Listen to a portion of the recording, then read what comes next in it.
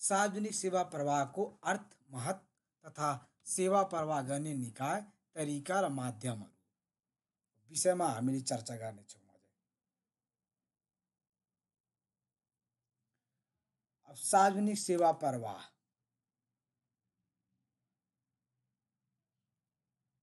सार्वजनिक सेवा प्रवाह के हो त? पहिला सार्वजनिक सेवा प्रवाह भन्दा सार्वजनिक सेवा भनेको के हो त? सरकार तथा शासकीय पात्रहरूले, सरकार तथा तिनका पात्रहरूले नागरिकको हित र कल्याणका निम्ति सशुल्क, निशुल्क वा अन्य कुनै प्रकारले उपलब्ध गराउने सेवालाई हामी के भन्छौँ? सार्वजनिक सेवा भन्छौँ, पब्लिक सर्भिस भन्छौँ।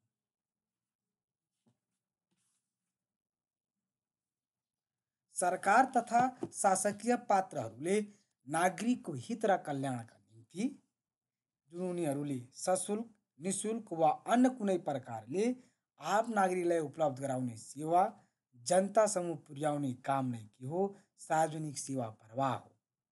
जुन सशुल्क, निशुल्क सरकार तथा तिनका शासकीय पात्रहरूले उपलब्ध गराउँछन् त्यसलाई हामीले सार्वजनिक सेवा भन्छौँ। र सार्वजनिक सेवा उपलब्ध गराउने अथवा जनता समूह पुर्याउने जुन काम हुन्छ त्यसलाई हामी के भन्छौँ? सार्वजनिक सेवा प्रवाह भन्छौँ। अब नागरिकको हित अभिवृद्धिका लागि राज्यको तर्फबाट नागरिकलाई प्रदान गर्ने सेवा प्रदान गर्ने पद्धति एवं प्रक्रिया नै के हो? सार्वजनिक सेवा प्रवाह हो। सार्वजनिक सेवा प्रवाहले सेवा सिर्जना हुने कुरादेखि सेवा ग्राहीले सेवा प्राप्त गर्ने र सोको सहज रूपमा उपभोग गर्ने कुरासम्मलाई समेट्दछ। यो सरकारको सफलता र असफलता मापन गर्ने प्रमुख आधार पनि हो। यो के हो?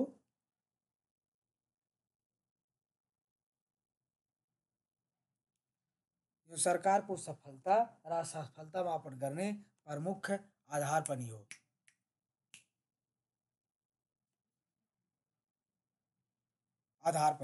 पछिल्लो समयमा सेवाको वरिपरि जनता होइन, जनताको वरिपरि सेवा हुनुपर्छ भन्ने मान्यता राख्दछ। पछिल्लो समयमा सेवाको वरिपरि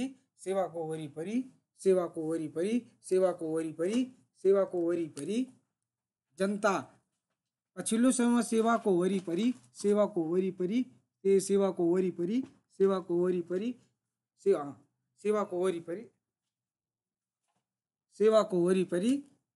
जनता होइन, जनताको वरिपरि सेवा हुनुपर्छ भन्ने मान्यता स्थापित गरेको पाइन्छ।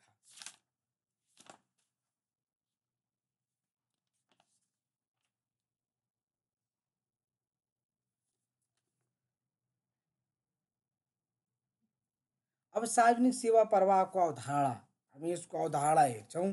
सार्वजनिक सेवा प्रवाहको अवधारणा कहाँदेखि विकास भएको? सार्वजनिक सेवा प्रवाह जनताको वरिपरि सेवा पुर्याउनु पर्छ, न कि सेवाको वरिपरि जनता। यसको अवधारणा हेर्ने हो भने सार्वजनिक सेवाको अवधारणाको विकास राज्यको उत्पत्ति सँगसँगै भएको मानिन्छ।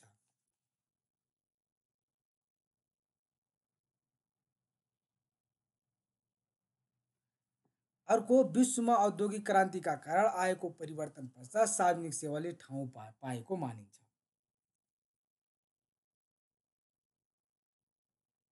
औद्योगिक क्रान्तिले ल्याएको लहरसँगै सार्वजनिक सेवाको अवधारणाको विकास भए पनि राज्यले प्रदान गर्ने सेवालाई सार्वजनिक सेवा नै भनेर चिन्न थाले भने 1980 को दशकबाट पाइन्छ। 1980 को दशकबाट पाइन्छ र 1900 दशकबाट सुरु भएको सार्वजनिक सेवाको अवधारणा हालसम्म नागरिक वडापत्र, सुशासन, नयाँ सार्वजनिक सेवा जस्ता अवधारणाहरू निर्देशित भएका छन्। बेलायतमा सन् 1982 मा नेक्स्ट स्टेप एजेन्सीको थलानी गरेको पाइन्छ भने साउथ नेक्स्ट स्टेप एजेन्सीको थलानी गरेको पाइन्छ र 1991 मा बेलायतमा नागरिक वडापत्रको अवधारणा आएको पाइन्छ। सन्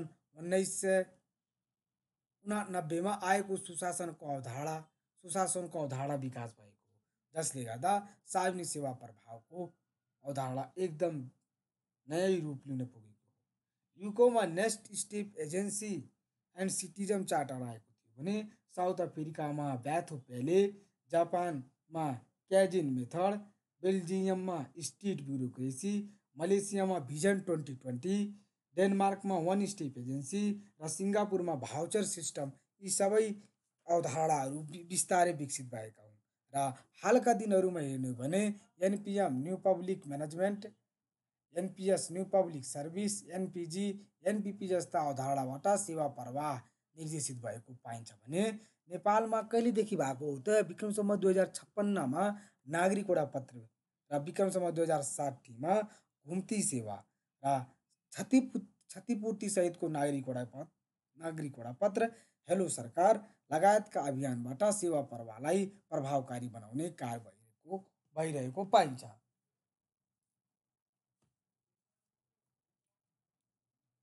यसलाई हामीले नागरिक वडापत्र पनि भन्छौँ। सार्वजनिक सेवा प्रवाहलाई नागरिक वडापत्र भनेर पनि सम्बोधित गर्छौँ। र सार्वजनिक सेवा प्रवाह सुशासन 2064ले सेवाग्राही वरिपरि सेवा पुर्याउनु, घुम्ती सेवा सञ्चालन गर्ने, सामाजिक न्यायका आधारमा सेवा न्योचित सेवा शुल्क निर्धारण गर्ने, सरकारका हरेक आयोजना तथा कार्यक्रममा जनताको सहभागिता र स्वामित्व सम्बन्धी व्यवस्था गर्ने, कार्यालय प्रमुख आफू बहाल रहेसम्म हरेक काम कारवाहीमा सार्वजनिक सुनवाई गर्नुपर्ने, गुनासो पीठका र नोडल अफिसरको व्यवस्था गरी प्रभावकारितापूर्ण तरिकाले व्यवहारमा ल्याउने, सार्वजनिक रूपमा जानकारी दिने, प्रत्येक केन्द्रीय कार्यालयले कुनै अधिकृतलाई प्रवक्ता तोक्ने जस्ता व्यवस्था गरेको थियो। हामीले यसको अवधारणा हेरेको हो।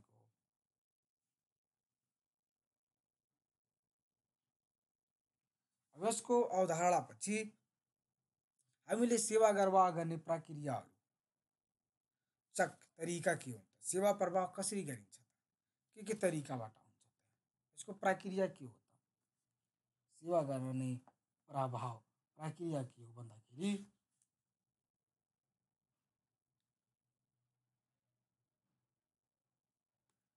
सेवाग्राहीको माग आवश्यकताको पहिचान गर्ने, कोर नन कोर फङ्सन छुट्याउने, कोर फङ्सन हो नन कोर फङ्सन हो, सेवाको आवश्यकता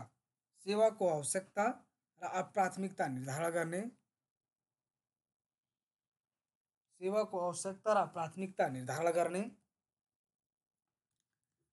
सेवा प्रवाहको आधार स्थापना गर्ने, सेवाको गुणस्तर निर्धारण गर्ने, नागरिक वडापत्र, हेल्प डेस्क, घुम्ती सेवा लगायतका नवपरिवर्तनका अनुसरण गर्ने, सेवा प्रवाह गर्नेको निरन्तरता दिने, सेवा प्रवाहको अनुगमन र मूल्याङ्कन गर्ने, सुधारका लागि कमी कमजोरी पहिचान गर्ने र त्यसपछि पृष्ठपोषण तथा पुनर्लोकन गर्ने, यी आधै सेवा प्रवाहको प्रक्रिया हुन्, चक्र हुन्। पहिला त्यसको पहिचान गर्ने, कोड छुट्याउने, के को आवश्यकता छ प्राथमिकता कसलाई दिने, सेवा प्रवाहको आधार स्थापना गर्ने, सेवाको गुणस्तर निर्धारण गर्नु पर्यो, नागरिक वडापत्र, सेवा प्रवाह गर्ने निरन्तरता दिने, सेवा प्रवाहको अनुगमन र मूल्याङ्कन गर्ने, सुधारमा के कमी कमजोरी छन् त्यसको पृष्ठपोषण र पुनर्लोकन गर्ने, आदि सबै सेवा प्रवाहको प्रक्रिया। अब सेवा प्रवाह सार्वजनिक सेवाका प्रकार अथवा कार्यहरू हेर्ने हो भने यसले के कार्यहरू गर्छ त, यसको परम्परागत कार्यहरू छन्। आकस्मिक कार्यको कुरा आइहाल्यो, आकस्मिक र बाध्यकारी कार्यहरू परे, अति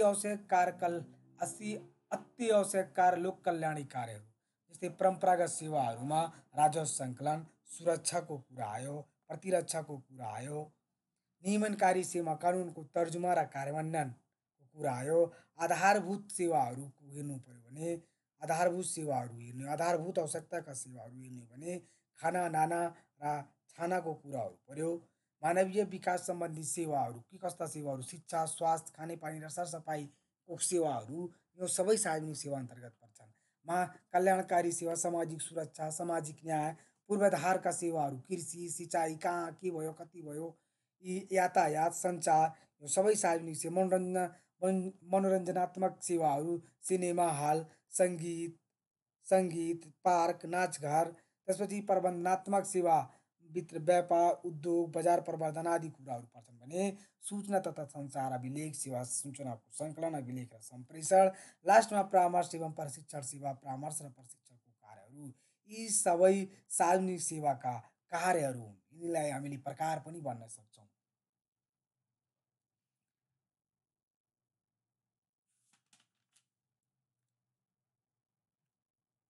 अब सार्वजनिक सेवाको विशेषता के छ त? सार्वजनिक सेवाको विशेषताहरू के हुन् त?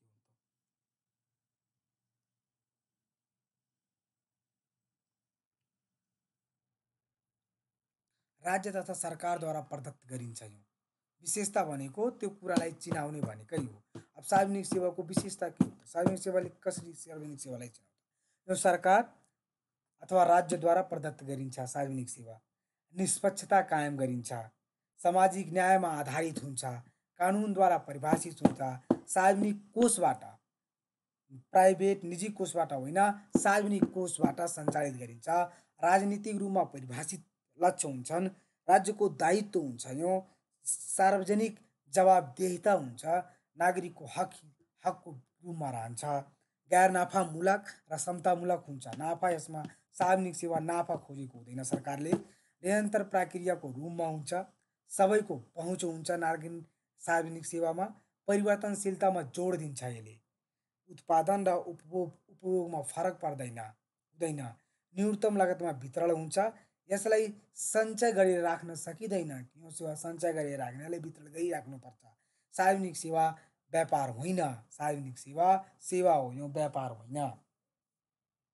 अब के हुन्छ, जस्तै बिग्रेको कामहरू छ भने त्यसलाई 17जना 18जना मान्छेलाई भन्छन् भने राम्रो सेवाको प्रचार पनि 4जनाले मात्र गर्छ। यही रियालिटी हो। सार्वजनिक सेवाको महत्त्व हेर्ने हो भने सार्वजनिक सेवा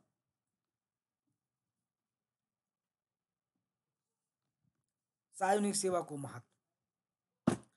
सार्वजनिक सेवाको के महत्त्व छ त?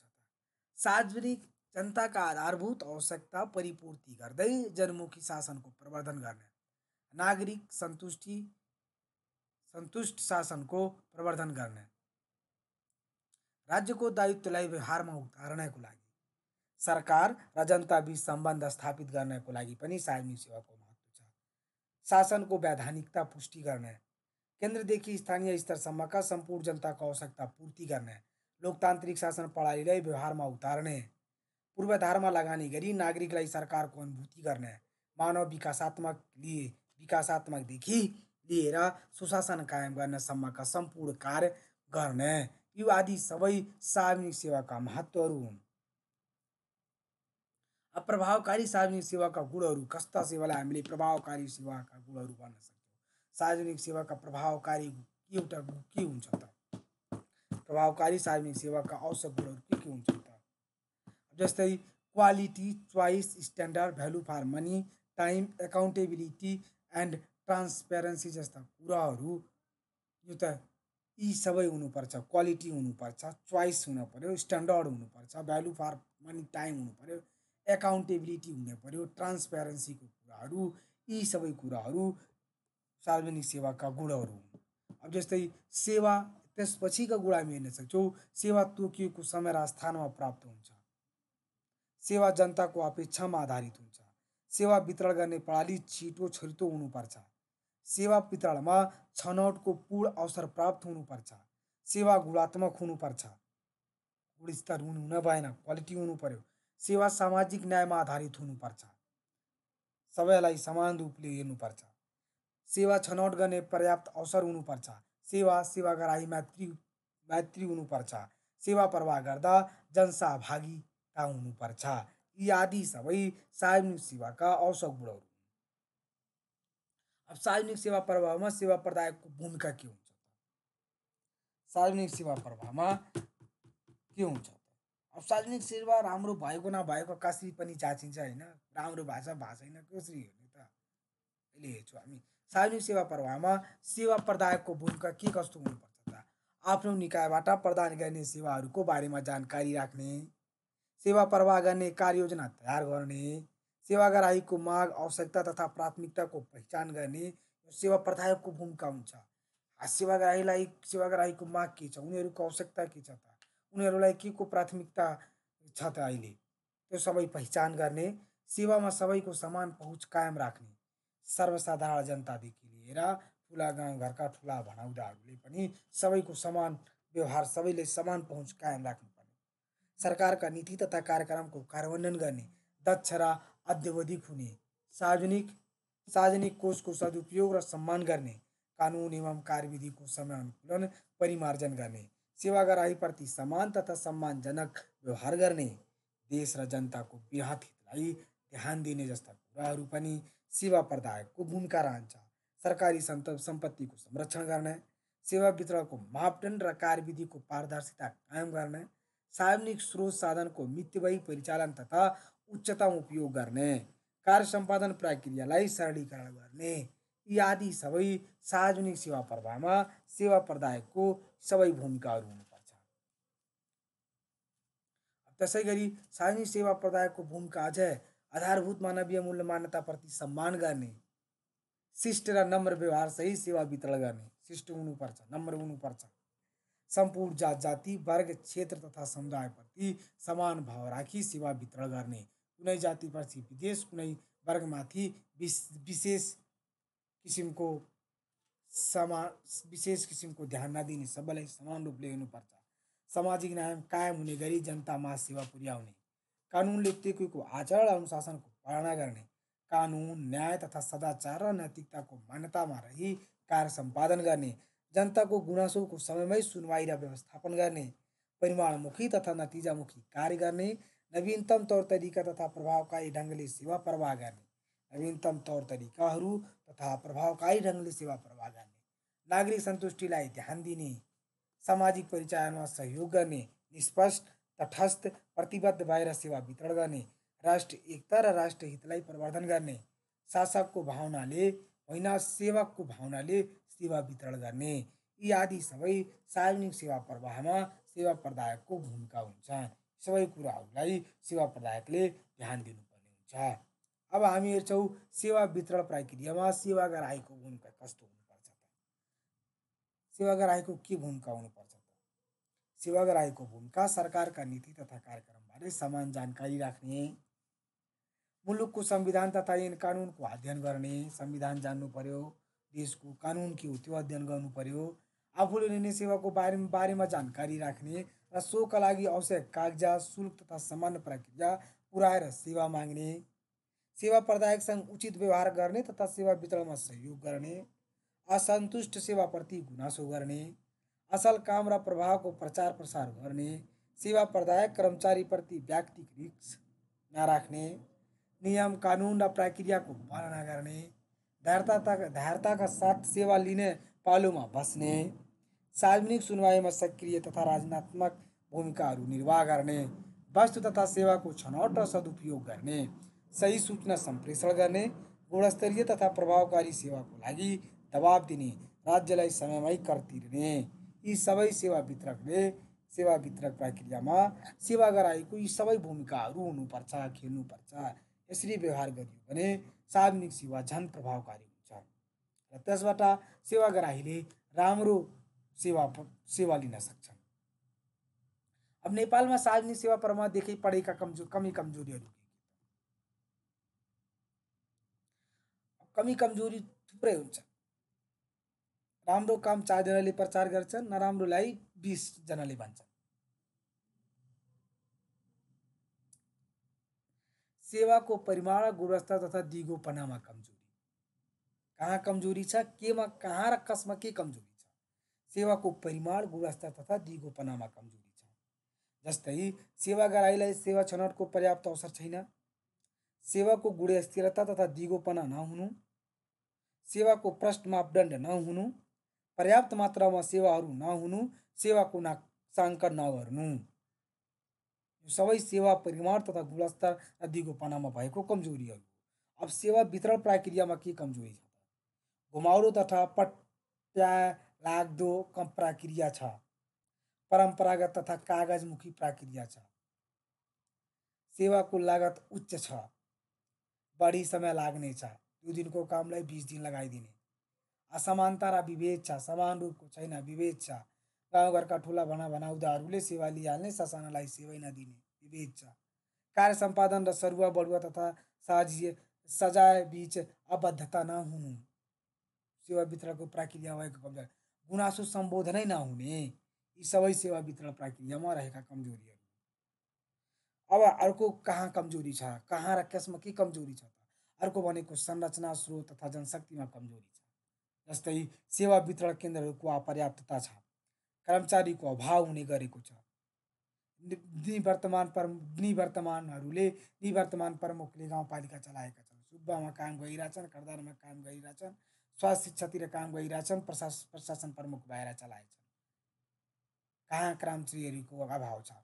विद्यमान संरचनामा कर्मचारीले बस्ने समय समस्या हुने गरेको छ, भौतिक संरचनाको अभाव रहने गरेको छ, आर्थिक स्रोतको अभाव छ, उपलब्ध साधन स्रोतको मितमय तथा प्रभावकारी प्रयोग नहुनु, यो पनि समस्या भएको छ। स्रोत साधन, सेवा वितरणमा सूचना प्रविधिको न्यून प्रयोग तथा नवीन प्रविधि आत्मसात गर्न नचाहने र नसक्नेहरू पनि छन्। फरक क्षमता भएका सेवाग्राहीमाथि भौतिक संरचनाको अभाव छ। यी सबै संरचना, स्रोत तथा जनशक्तिमा भएको कमी कमजोरीहरू। त्यसै गरी नीति, कार्यक्रम तथा कानुनमा कमजोरी छ, समसामयिक परिमार्जन तथा सुधार नहुनु, समन्वयको अभाव हुनु, कार्यान्वयनमा फितलोपना छ, दोहोरो अर्थ लाग्ने कानुनी व्यवस्था छ। यी सबै नीति, कार्यक्रम तथा कानुनमा रहेका कमी कमजोरीहरू। त्यसै गरी सेवा वितरणमा कमी कमजोरी छ, काम गर्न नचाहने, काम पछ्याउने बानी छ, ब्याक पासिङको कुरा छ, बक पासिङ भन्छ यसलाई। सरकारको नीति, कानुन तथा आफूले सम्पादन गर्ने कार्यको जानकारी नै नराख्ने, काममा असहयोग गर्ने, आलोचना मात्रै गर्ने, कार्यालयमा नियमित रूपमा उपस्थित नहुने, अनुशासनको कमी, सेवा वितरण गर्दा शासकको भावना, सबै कुराहरू छन्। सेवाग्राहीसँग असल व्यवहारको कमी, सेवाग्राहीका समस्या तथा पिरमारका नसुन्ने, अन्य सहकर्मीका कुरा काट्ने, रिस्सा गर्ने, अनावश्यक कुरा फैलाउने। अनावश्यक कुरा फैलाउने भनेको चारवटा काम राम्रो भएको छ त्यसको प्रशंसा कम गर्छन्, एउटा नराम्रो काम भएको छ भने त्यसलाई 20 मुखले भन्छ। सुधारको लागि प्रयत्न नगर्ने, न्यून क्षमता र दक्षता हुने, आर्थिक प्रलोभनमा पर्ने, भ्रष्टाचार गर्ने, सार्वजनिक कोषको दुरुपयोग गर्ने, सदाचार र नैतिकतामा क्षयीकरण, सामूहिकताको भावनाको अभाव, गुटबन्दी छ यहाँ, हाम्रो गुट तिम्रो गुट यो छ, सेवा वितरणमै कमी कमजोरीहरू छ। त्यसै गरी अर्को कमजोरी भनेको सेवा प्रापकमा कमजोरी छ, आफूले लिन चाहेको सेवाको समान जानकारी नराखी सेवा लिन खोज्ने, त्यो समस्या छ प्रापकलाई। सेवा लिने आवश्यक कागजात र कानुनी प्रक्रिया पुरै नगर्ने, सेवा लिने धैर्यताको कमी, हरेक कुरा छिटो चाहने, मनसुन गरेर सेवा लिन चाहने, मनसुन गरेर छिटो छिटो सेवा लिन चाहने, सकारात्मक कार्य प्रभावको प्रचार नगरी नकारात्मक र विरोधमा रमाउने। त्यही अघि भनेको कि बिग्रेको कुरा सेवाग्राहीले 20 जनालाई भन्छ भने राम्रो सेवाको प्रचार 2 जनालाई मात्र गर्छ। कुरा नबुझिकन बोल्ने, अभद्र व्यवहार गर्ने, सेवाको सही समय र स्थानमा गुनासो गर्ने,